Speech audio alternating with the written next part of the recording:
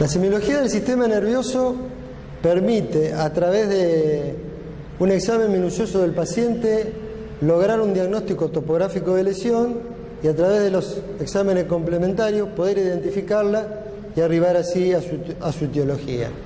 Se inicia con un examen físico general del paciente, donde los ítems fundamentales son el estado de conciencia, donde hay que identificar su nivel, que depende del SARA, despierto, somnoliento, estuporoso, en coma, y su contenido, que depende de los hemisferios. El paciente puede estar consciente, apto y alopsíquicamente, y si está despierto se dice que está lúcido, y alteraciones de este estado de conciencia en cuanto a contenido son la confusión, la nubilación y otras situaciones. También es muy importante la fase del paciente, porque hay muchas fases que son muy características de enfermedades del sistema nervioso, como la fase parkinsoniana. Asimismo, la actitud también en el Parkinson, la actitud del paciente es bastante característico, también es bastante característico la actitud del paciente hemipléjico.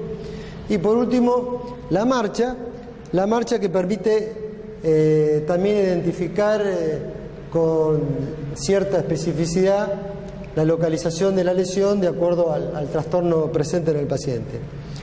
La semiología es una semiología funcional, pero por encima del cuello, en lo que se refiere a la cabeza, se hace un análisis de lo anatómico a lo funcional, analizando los pares craneales, ya que como está bastante bien identificada su recorrido y el nivel donde está localizada la alteración funcional, permite perfectamente su localización. Del cuello hacia abajo el análisis es funcional y de acuerdo a la alteración funcional se va hacia el anatómico.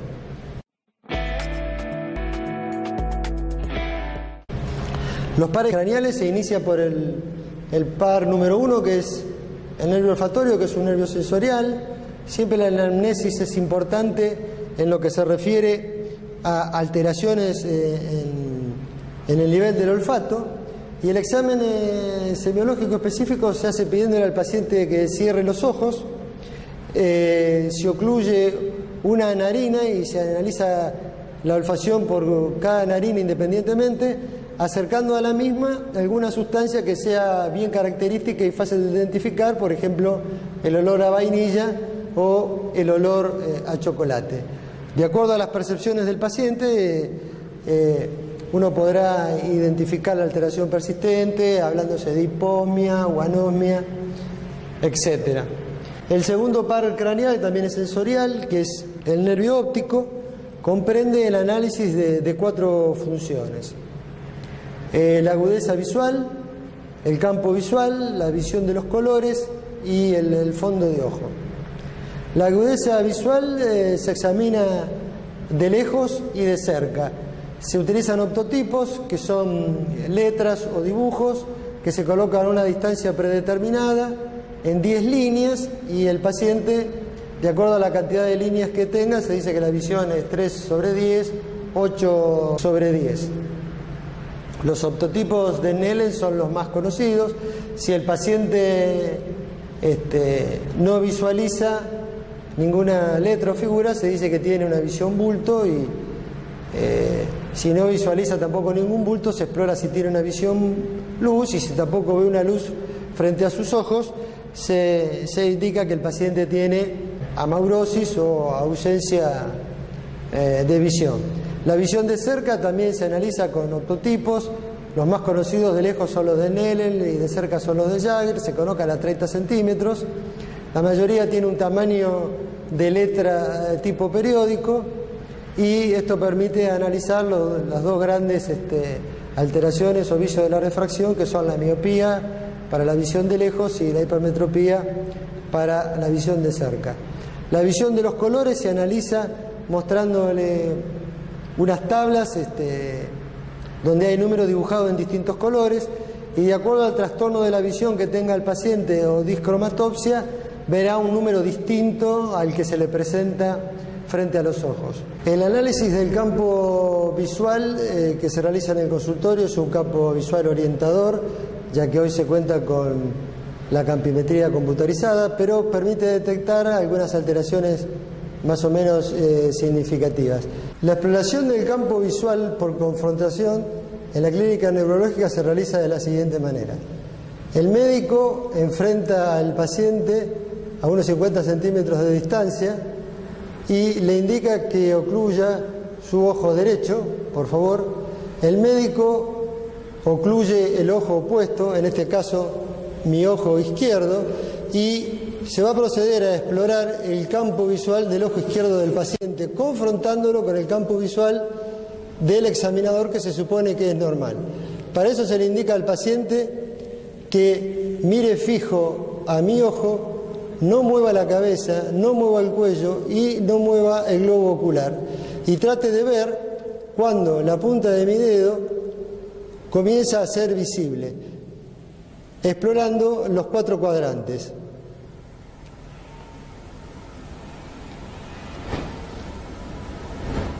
Abajo, a la izquierda y nuevamente a la derecha. Si él divisa la punta del dedo al mismo tiempo que lo divisa el examinador, quiere decir que su campo visual es normal. Por último, el examen se completa con el examen del fondo de ojo.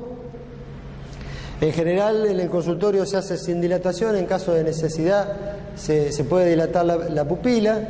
El ojo derecho del paciente se observa con el ojo derecho del médico y el ojo izquierdo del paciente con el ojo izquierdo del médico.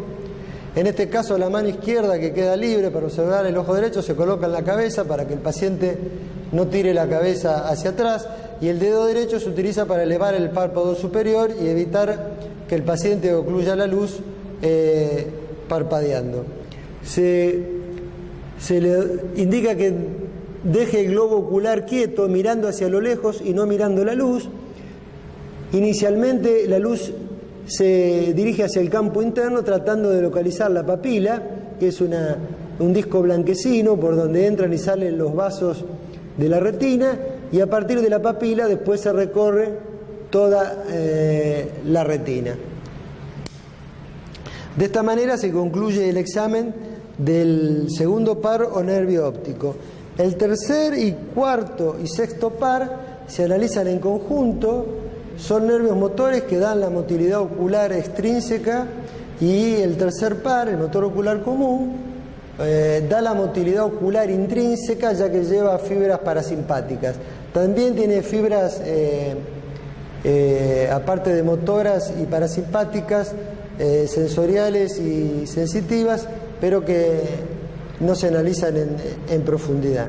La motilidad ocular extrínseca del ojo se analiza diciéndole al paciente que siga el dedo del observador. Se analizan ambos ojos en conjunto. El paciente no puede mover la cabeza ni el cuello, pero sí los globos oculares siguen el objeto colocado frente a él, y lo que interesa es que el paciente relate si en alguna posición donde se coloca el objeto a seguir, el paciente experimenta una visión doble, lo que se conoce como diplopia. También el médico puede observar si hay una pérdida de la visión binocular en determinada posición, lo que coincide con la presencia de la visión doble. La motilidad ocular intrínseca comprende 3 reflejos: el reflejo fotomotor, el reflejo consensual y el de acomodación convergencia. La pupila es el orificio que queda dibujado en el centro del iris, y su tamaño depende de la interacción entre el sistema simpático y el parasimpático. El parasimpático es el que produce miosis, y el simpático es el que produce midriasis. El parasimpático es llevado por las fibras del tercer par. El examen de la pupila se inicia analizando su tamaño. Si las 2 pupilas tienen distinto tamaño, se dice que el paciente tiene anisocoria, y a continuación se analiza su forma. Si la forma de las pupilas es distinta, entonces se dice que el paciente tiene discoria. El reflejo fotomotor se explora en cada ojo por separado, se coloca la mano izquierda para evitar que la luz, en este caso del ojo izquierdo, se pueda proyectar en el ojo derecho y se verifique otro reflejo que es el consensual, y la luz se proyecta desde atrás tratando de que la linterna no sea visualizada por el paciente porque estaremos observando otro reflejo. Si existe miosis, el reflejo fotomotor es positivo, y si vemos del otro lado que también se produce miosis del otro lado, eso comprende el reflejo consensual. Y por último, el reflejo de la acomodación en convergencia consiste en indicar al paciente que mire a lo lejos, que ponga su visión a 3 o 4 metros de distancia, y le indicamos que cuando aparezca delante de él a 30 centímetros un objeto, lo mire fijamente. En este caso va a ser el martillo de reflejos, y que lo mire fijo en este momento. Ahí observamos una triple respuesta, que es el cierre de la hendidura palpebral, la convergencia de la mirada y la miosis. Este es el reflejo de acomodación y convergencia.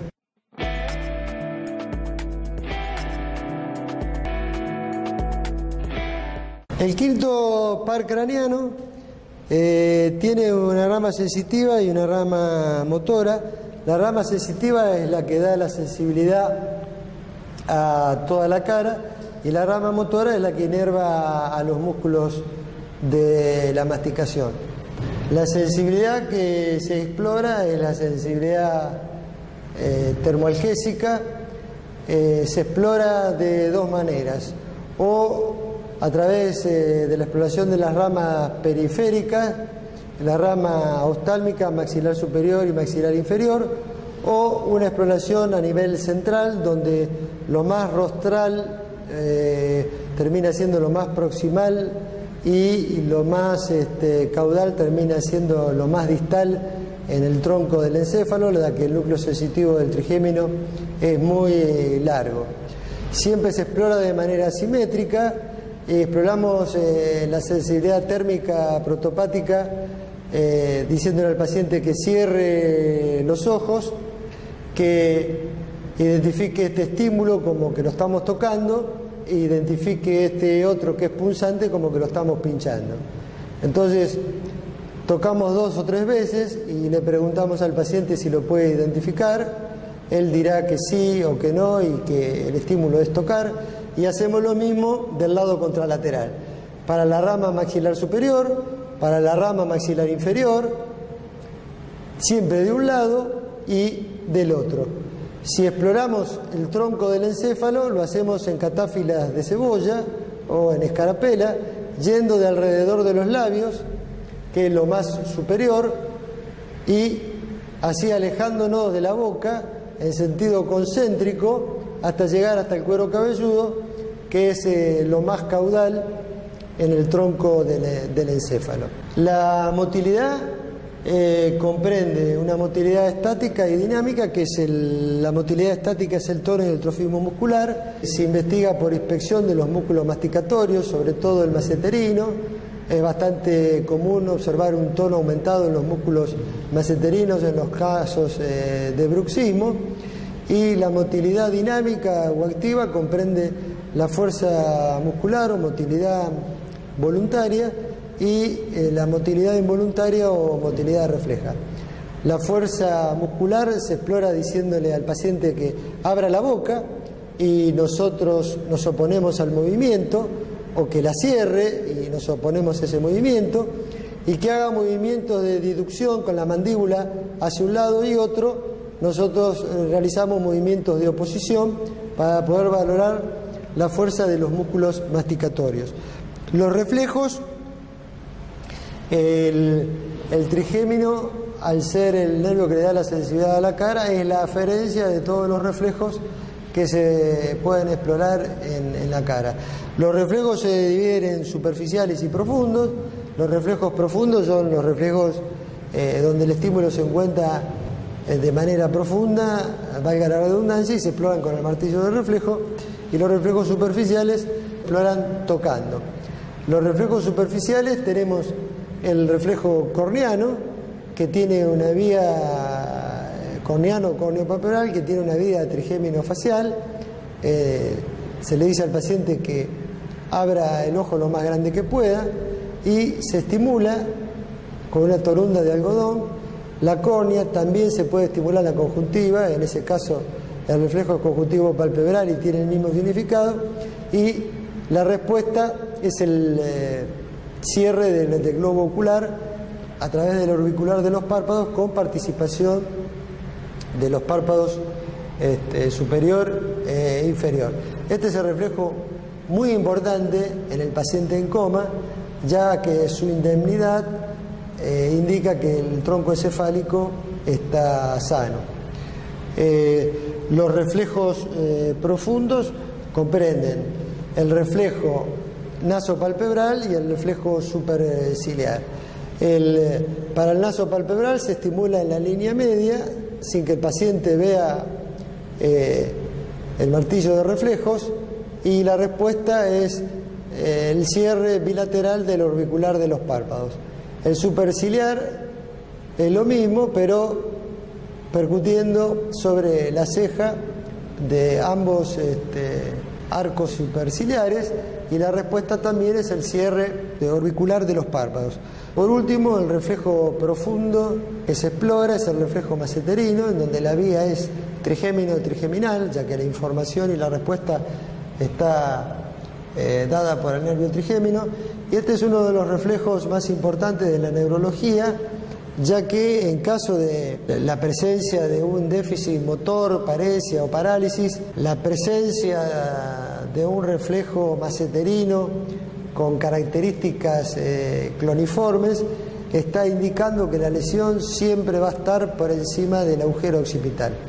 Se le pide al paciente que cierre los ojos, que abra la boca, que deje flojas las mandíbulas, se coloca el dedo del observador y se percute sobre el dedo del profesional, observándose la respuesta de contracción de los músculos, intentando el cierre de la boca. El séptimo par es el nervio facial. Es un nervio que tiene fibras motoras, pero también tiene fibras parasimpáticas, fibras sensoriales que le dan el gusto por delante de la B lingual, y fibras sensitivas. En la práctica nosotros exploramos las fibras motoras que dan la motilidad a la cara. El examen semiológico empieza con la inspección, viendo si existe algún tipo de asimetría facial, lo que permite la exploración de la motilidad estática. Para la exploración de la motilidad dinámica, la fuerza muscular, se le solicita al paciente que haga los movimientos necesarios para poner en marcha el movimiento de todos los músculos de la cara. Por ejemplo, que abra la boca, que ponga los labios en posición como para besar, que cierre los ojos, que arrugue la frente, es decir, cualquier tipo de movimiento que permita poner en evidencia alguna dificultad en la movilización de los músculos de la cara. Lo más importante en la semiología del nervio facial es saber distinguir perfectamente una lesión facial central de una lesión facial periférica. La lesión facial central es lesión de la primera neurona, y la lesión facial periférica es lesión de la segunda neurona. Cuando existe una lesión de la primera neurona, la lesión facial central habitualmente acompaña a un trastorno motor parético o paralítico de ese lado, y se configura lo que se llama una hemiplegia facio-braquio-crural. Y como la mayoría de los nervios craneanos reciben fibras de ambos hemisferios, en este caso el facial solamente recibe fibras de ambos hemisferios en su porción superior, la que inerva la frente. La mitad superior de la cara no se va a ver comprometida, el paciente va a poder arrugar la frente. En cambio, la lesión inferior se va a poner de manifiesto por el borramiento del surco nasogeniano y la desviación de la comisura labial. La parálisis facial periférica es una parálisis de la segunda neurona, compromete tanto la mitad superior como la mitad inferior de la cara, el paciente no va a poder arrugar la frente, la comisura labial va a estar desviada y suele ser una parálisis aislada, cuando compromete el facial por delante de la oreja. Si la lesión está en el tronco, puede comprometer la vía piramidal y dar una lesión o síndrome alterno. Esta lesión se identifica claramente, si existe alguna duda, entre central y periférica, diciéndole al paciente que cierre los ojos. El paciente con una lesión de la primera neurona va a poder cerrar los ojos con alguna pequeña dificultad del lado lesionado, ya que la mitad superior de la cara mantiene su motilidad por las fibras contralaterales. En cambio, el paciente que tiene una parálisis facial periférica no solo no va a poder cerrar los ojos, sino que al lado comprometido el ojo persiste abierto y el globo ocular se trata de ocultar por detrás del párpado superior, poniendo de manifiesto con claridad que estamos frente a la presencia de una parálisis facial periférica. El octavo par o nervio auditivo tiene dos ramas, una rama coclear y una rama vestibular. La rama vestibular es la rama que se ocupa del equilibrio y su semiología comienza con la anamnesis, donde se trata de detectar el síntoma característico de los trastornos vestibulares, que es el vértigo. Sigue con la inspección, mirando los ojos del paciente, tratando de ver la presencia de nixtagmus, y por último se explora si existe alguna alteración vestibular con la prueba de los índices.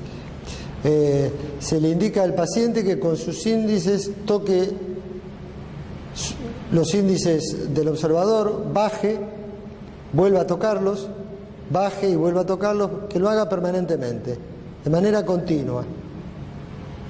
A continuación se le dice que lo siga haciendo con los ojos cerrados, Si el paciente tiene alguna alteración vestibular, al perder la visión que le permite controlar el movimiento de los dedos, estos se van a desviar hacia la izquierda o hacia la derecha, de acuerdo a la alteración vestibular de qué lado se trate. Muy bien. La exploración de la rama coclear se inicia tratando de identificar si el paciente tiene algún trastorno de la audición, es decir, si presenta hipoacusia, que él lo puede referir espontáneamente, o nosotros detectarlo al hablar de manera cuchicheada o en voz baja a ambos lados de su cabeza. En caso de que identifiquemos una hipoacusia, nosotros en primer término realizamos una otoscopia para tratar de identificar si está presente una de las causas más frecuentes de hipoacusia, que es el tapón de cera. Descartado esto, se realizan las pruebas con los diapasones que permiten identificar si se trata de una hipoacusia de conducción o una hipoacusia de percepción. El test de Weber consiste en hacer vibrar el diapasón sobre el vértex y que el paciente identifique de qué lado percibe mejor la vibración.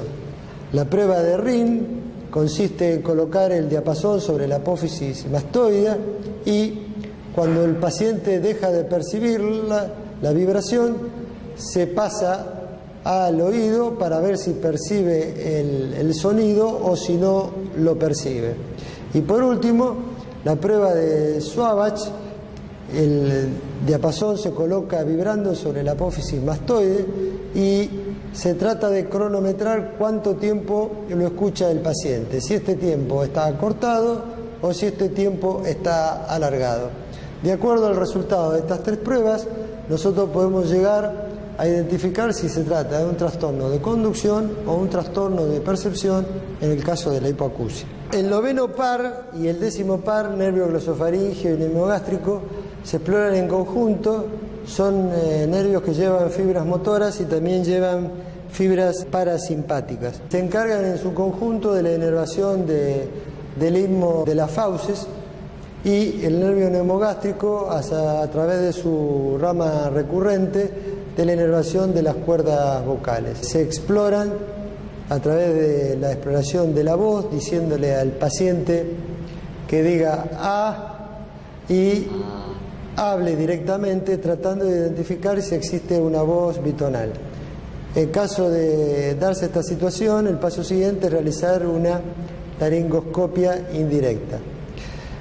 Los músculos del istmo de las fauces, la motilidad voluntaria se explora diciéndole al paciente que abra la boca y diga A, tratando de verificar cómo se eleva el velo del paladar, si se eleva de manera simétrica o asimétrica.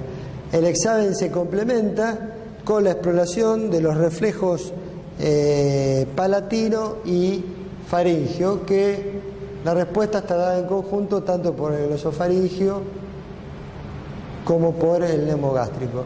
El reflejo faringio consiste en el paciente abre la boca y con un bajalenguas se estimula la parte posterior de la faringe, y la respuesta es la que se ha verificado en este momento, que el paciente presenta un reflejo nauseoso.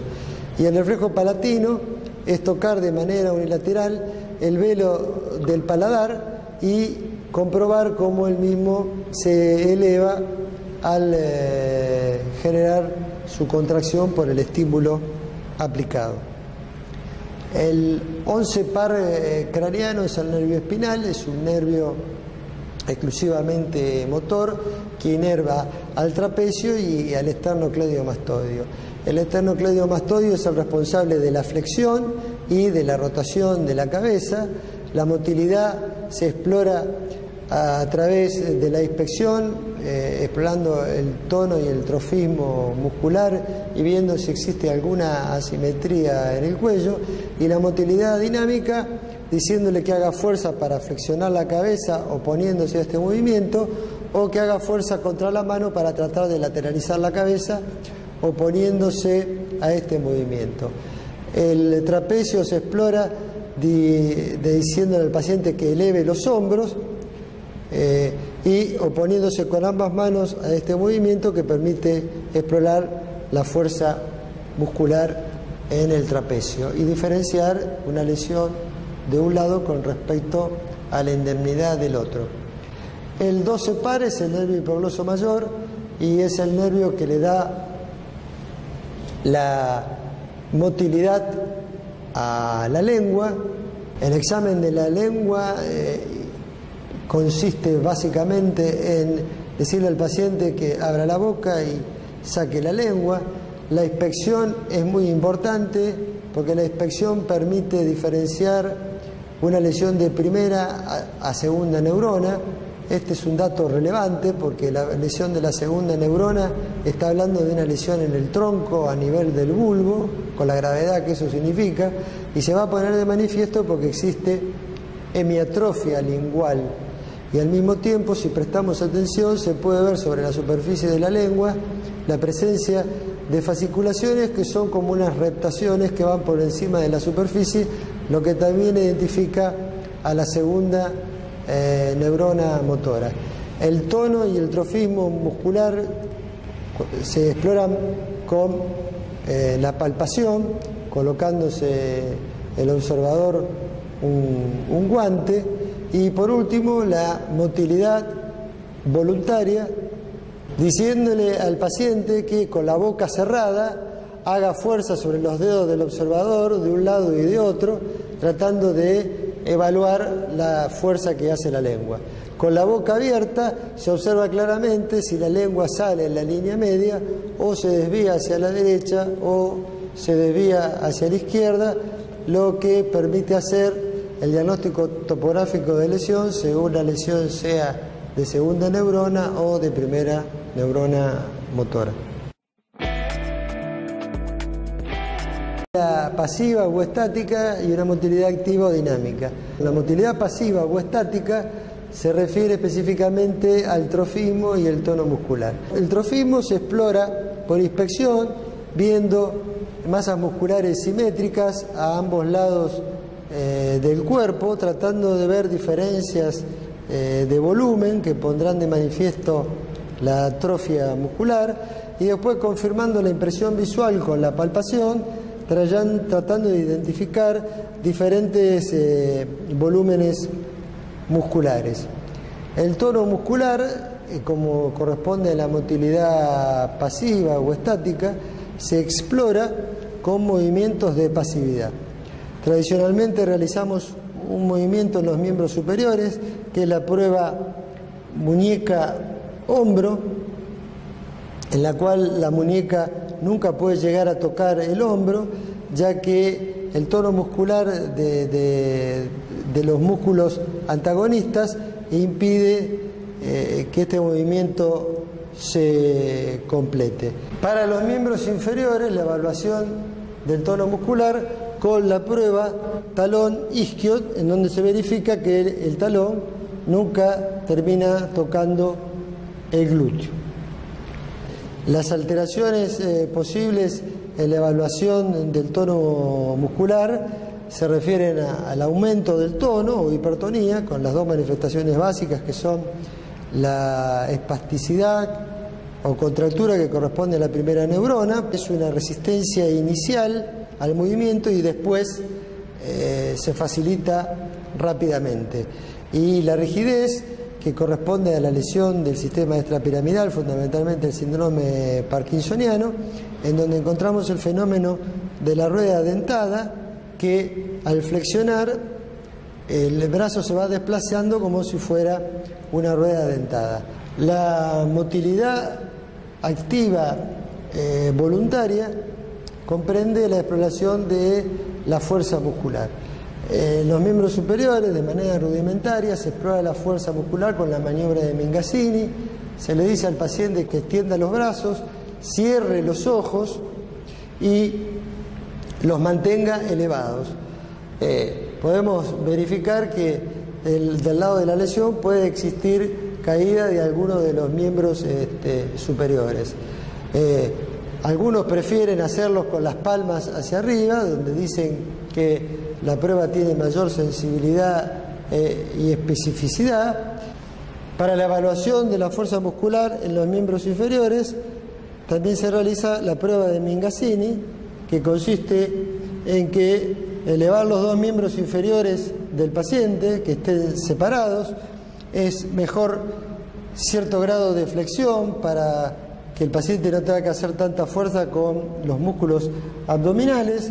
Se le indica que cierre los ojos y que mantenga las piernas en esta posición una vez que yo lo suelto, tratando de verificar, en caso de paresia, si alguno de los dos miembros cae precozmente. Esta exploración se realiza aproximadamente por el término de 60 segundos. En los miembros superiores conviene explorar la motilidad activa a nivel distal, ya que en el homúnculo la representación de las manos es muy importante, y cualquier prueba que se haga para evidenciar alguna alteración a nivel de las manos es muy importante para identificar lesión de la primera neurona motora. Se le dice al paciente que estreche las manos del médico y haga la mayor fuerza posible apretando con ambas manos, y de esta manera nosotros podremos verificar si alguna de las manos hace menos fuerza que la otra, aunque en la prueba de Mingazzini no hayamos verificado ninguna alteración.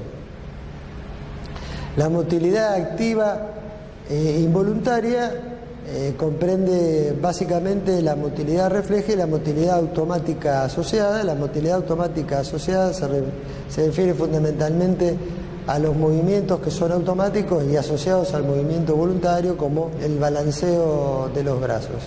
Y la motilidad refleja se refiere fundamentalmente a los reflejos, que son de dos tipos: reflejos superficiales, donde se estimula sobre la superficie del cuerpo. Los reflejos superficiales en el tronco y en los miembros inferiores son dos.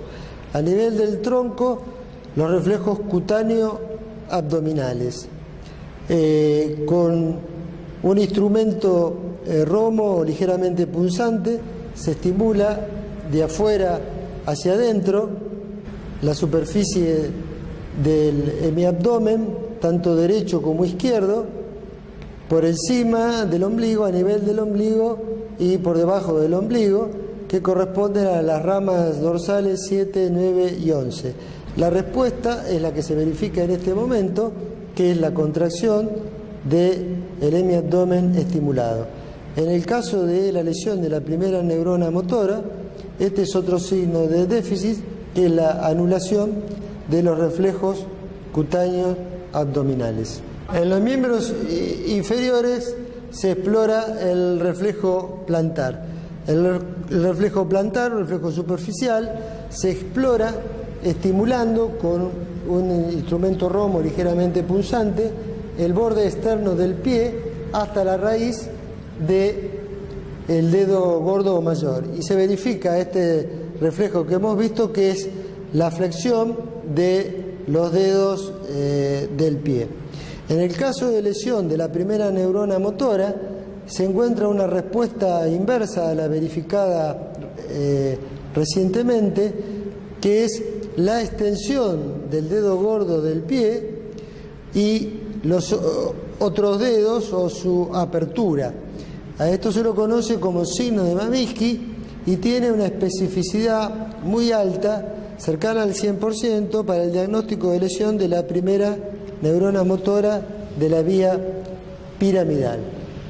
Pero como su sensibilidad es muy baja, siendo un signo tan importante, si no se obtiene de la manera que hemos enseñado recién, y también puede buscarse estimulando por la cara interna de la planta del pie hasta la raíz del dedo gordo, se realiza lo que se llama sucedáneos. Son otros estímulos, de los cuales hay muchos, habitualmente enseñamos 4, que pueden mejorar o ayudar para la obtención del signo de Babinski. Frotamos con fuerza la cresta anterior de la tibia, frotamos con fuerza sobre el maléolo externo de arriba hacia abajo, pellizcamos intensamente el tendón de Aquiles o comprimimos fuertemente y de manera súbita las masas gemelares. Estos son 4 de los sucedáneos que se realizan para tratar de obtener el signo de Babinski, que es un signo de liberación por lesión de la primera neurona motora. Otro de los signos de liberación es lo que se denomina clonus. El clonus es una contracción permanente frente a un estímulo mantenido y es otro signo que identifica la lesión de la primera neurona motora. El clonus que habitualmente nosotros exploramos es el clonus de mano. Estimulamos de esta manera sobre los músculos flexores de la muñeca hasta que en un determinado momento la mantenemos en hiperextensión, y si el paciente presenta clonus va a tener una contracción permanente que, si nosotros no retiramos el estímulo de hiperextensión, se va a mantener todo el tiempo que nosotros mantengamos el estímulo.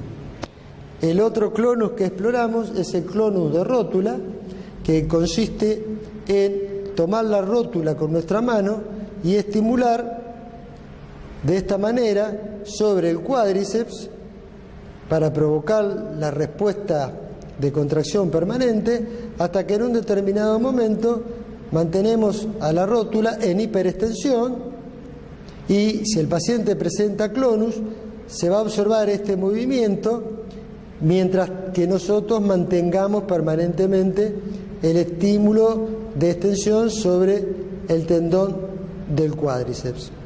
Y por último, el clonus de pie, que se explora de esta forma, similar al clonus de mano. Nosotros estimulamos la contracción de la planta del pie sobre la pierna hasta que en un determinado momento mantenemos este estímulo fijo y en caso de que el paciente tenga clonus de pie, observaremos este movimiento que se va a mantener inagotable mientras que nosotros mantengamos el estímulo. Porque si nosotros aflojamos el estímulo de contracción, el clonus va a desaparecer. La exploración de los reflejos profundos son los reflejos que se exploran aplicando el estímulo con el martillo de reflejos, y en los miembros superiores se explora el reflejo bicipital, el reflejo tricipital, el reflejo cúbito pronador y el reflejo estilo radial. En los miembros inferiores se explora el reflejo patelar y el reflejo aquiliano. La exploración del reflejo aquiliano se realiza tomando el pie con la mano libre del examinador y se coloca en hiperflexión sobre la pierna. A continuación, se estimula con el martillo el tendón de Aquiles y se obtiene una respuesta en extensión de la planta del pie. Se verifica que, más que la simple visión del movimiento del pie, se siente la fuerza que éste hace sobre la mano que lo sostiene.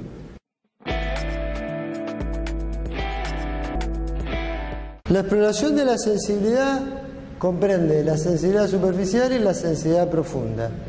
Se debe tener presente que para explorar la sensibilidad es imprescindible, fundamentalmente para poder interpretar sus resultados, que el paciente colabore de la mejor manera, y para eso es necesario que el estado de conciencia del paciente sea óptimo. Si el paciente no colabora, la sensibilidad no puede explorarse, ya que no pueden sacarse conclusiones sobre los hallazgos obtenidos. La sensibilidad superficial comprende la sensibilidad táctil epicrítica y la sensibilidad protopática. La sensibilidad epicrítica, que la conduce el haz de Gol y de Burdas, se explora con un compás. Nosotros no lo hacemos en la práctica, y lo que sí hacemos en la práctica es explorar la sensibilidad protopática, que la conducen los espinotalámicos. La sensibilidad protopática se explora a través de una superficie de Roma que va haciendo presión sobre la superficie cutánea a explorar. Se llega a un acuerdo con el paciente para que él identifique este estímulo cada vez que lo recibe como toca, y a continuación se pasa a explorar de manera simétrica todos los dermatomas desde los miembros inferiores hasta el cuello. Le decimos al paciente que cierre los ojos y que diga si sintió algo y en qué lugar. En este caso deberá responder que sintió que fue tocado 3 veces en la pierna izquierda por encima del tobillo. Lo mismo se hace en la pierna derecha, y así ascendiendo, tratando siempre de explorar zonas simétricas para poder coordinar con los diferentes dermatomas. La sensibilidad superficial también comprende la sensibilidad termoalgésica, que es la sensibilidad térmica y algésica, que son conducidos por el mismo espinotalámico, de tal manera que explorando alguna de las dos permite interpretar o sacar conclusiones sobre el funcionamiento de esta vía sensitiva. En la práctica usamos la exploración algésica del mismo modo. Nos ponemos de acuerdo con el paciente diciendo que este estímulo que le aplicamos él lo tiene que identificar como pincha, y cada vez que lo sienta lo tiene que manifestar en tal sentido. A continuación le decimos nuevamente que cierre los ojos y procedemos a hacer lo mismo que con la exploración táctil protopática. Lo pinchamos de manera reiterada 2 o 3 veces, tratando de que identifique qué fue lo que le sucedió, si sintió algo y qué estímulo sintió y el dónde lo localiza. En este caso, en la cara interna de la pierna izquierda por encima del maléolo. Luego se explora una zona simétrica y así sucesivamente. Es conveniente en determinadas circunstancias o de manera rutinaria tratar de verificar si las respuestas del paciente son creíbles, diciéndole qué sintió en este momento sin hacer ningún estímulo sobre él, y si el paciente dice que nada, permite afirmar que, bueno, está colaborando y es creíble su respuesta. Ahora, si manifiesta que fue tocado o pinchado, esto anula totalmente la exploración de la sensibilidad y estamos frente a la presencia probablemente de un simulador. Por otro lado, la sensibilidad profunda se divide en sensibilidad profunda consciente o inconsciente. Habitualmente exploramos la sensibilidad profunda consciente, que comprende la palestesia, la varestesia y la batiestesia. La palestesia es sumamente importante porque se altera más precozmente que las otras formas de sensibilidad profunda y es relevante en el diagnóstico precoz de las polineuropatías que comprometen habitualmente el tren inferior. Se explora diciéndole al paciente que cierre los ojos, se pone a vibrar el diapasón y se lo apoya sobre superficies óseas, diciéndole al paciente si percibe algo. La respuesta afirmativa de él de que percibe una vibración informará que la palestesia está conservada. Siempre se exploran zonas simétricas sobre superficies óseas, el diapasón vibrando. La exploración de la varestesia es la exploración a la presión. El paciente tiene que identificar qué tipo de estímulo recibió,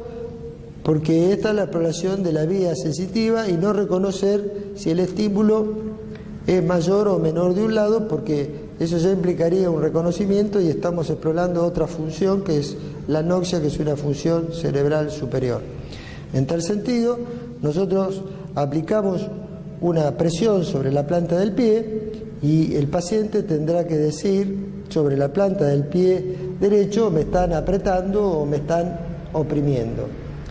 En este caso diremos que la varestesia está conservada.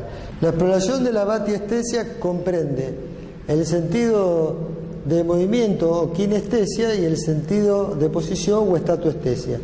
Para eso se toma el cuarto dedo de los miembros inferiores, que es el que tiene menos representación cortical y por eso permite hacer un diagnóstico más precoz de la lesión.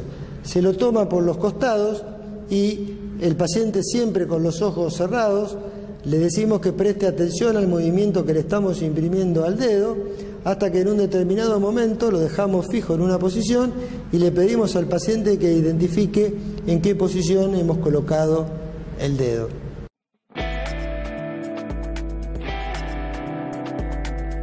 O coordinación comprende una ataxia estática y una ataxia dinámica. La ataxia estática se explora a través de la maniobra de Romberg. Esta maniobra consiste en que el paciente junte ambos pies y cierre los ojos. En esta situación el paciente no tiene que manifestar ningún balanceo ni tendencia a caer. Al cerrar los ojos, la única información que le llega sobre la posición del cuerpo es la información de la sensibilidad profunda consciente, que es conducida por el cordón posterior. En las lesiones del cordón posterior, este signo de Romberg es positivo. Si existen dudas, lo que se puede hacer es el Romberg sensibilizado, que consiste en colocar un pie delante del otro, en esta posición, y decirle al paciente que cierre los ojos. Esto es un estrés sobre la posición de pie, y lo que se presentaba a lo mejor como una duda con los pies juntos, ahora se pone más de manifiesto y el paciente tiende a caer hacia algún lado. Es conveniente que el médico esté siempre cerca del paciente para evitar este tipo de caída.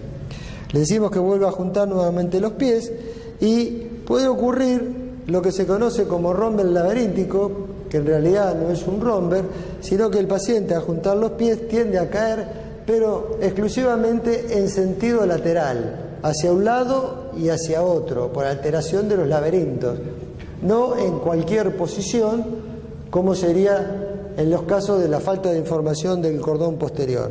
Así que el romber laberíntico no sería un verdadero romber, sino sería una versión parcial de la respuesta frente a la posición de ambos pies juntos, como es la lateralización. La exploración de la ataxia dinámica se realiza a través de pruebas en los miembros superiores y en los miembros inferiores. En los miembros superiores se realiza la prueba índice-nariz. Se le solicita al paciente que extienda ambos brazos y toque alternativamente con un índice y con el otro la punta de la nariz. Que aumente progresivamente la velocidad, y cuando ya el paciente realiza bien este movimiento alternado de un índice y otro, se le indica que realice la prueba con los ojos cerrados. Cierre los ojos y ahí se puede verificar si existen o no dificultades en la realización. En este caso, el paciente realiza la prueba de manera correcta. La exploración de la ataxia dinámica en los miembros inferiores se realiza mediante la prueba del talón rodilla. Se le solicita al paciente que con los ojos cerrados, con el talón, toque la rodilla contralateral y luego descienda por la cresta tibial hasta llegar hasta la posición original. Por favor, tóquese exactamente, desciende y vuelve. Con esta pierna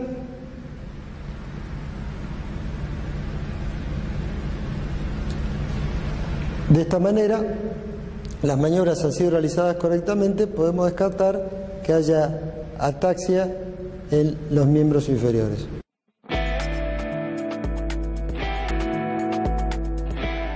Frente a la sospecha de un síndrome meningio, se explorará dicho síndrome a través de maniobras que ponen de manifiesto la irritación meningia. Todo el movimiento que nosotros provoquemos en el paciente que tienda a estirar las raíces posteriores y la médula generará dolor y una respuesta antálgica por parte del paciente que en la mayoría de los casos va a ser una contractura refleja. El signo más representativo del síndrome meningio es la rigidez de nuca. Nosotros intentamos flexionar la cabeza sobre el tronco y normalmente el mentón tiene que llegar hacia tocar con el esternón. En el caso del síndrome meningio, la flexión está muy limitada y si hacemos fuerza podemos levantar inclusive todo el tórax. Esta rigidez es antero-posterior y debe haber libertad en sentido lateral, porque en algunos síndromes que comprometen a la columna cervical pueden simular un síndrome meningio y los podemos diferenciar porque la columna está comprometida en su movimiento en todas las posiciones. Después se describen clásicamente en el tronco y en los miembros inferiores los signos de Kerning y de Brusicki, que tienen una representación fisiopatológica parecida. El signo de Kerning consiste en pasar la mano por detrás del tronco y flexionar el tronco sobre el abdomen. La respuesta antálgica frente a este estiramiento va a ser la flexión de ambos miembros inferiores. El signo de Brusicki en el tronco consiste en flexionar el mentón contra el tórax, es como si exploráramos la rigidez de nuca, y el paciente va a presentar como respuesta antálgica la flexión de ambos miembros inferiores. La exploración de los signos meningios en los miembros inferiores también tienen un signo de Kerning y un signo de Brusicki. El signo de Kerning es levantar el miembro inferior como si fuera la exploración del signo o la maniobra de la SEC para la ciatalgia, y en caso de que sea positivo el compromiso meningio, la respuesta antálgica va a ser la flexión del miembro inferior. Para el signo de Brusicki la maniobra es muy parecida, se eleva el miembro inferior. La respuesta altálgica es la flexión en el caso del compromiso meningio, y el signo de Brusicki aparece como positivo cuando el miembro inferior contralateral también se flexiona.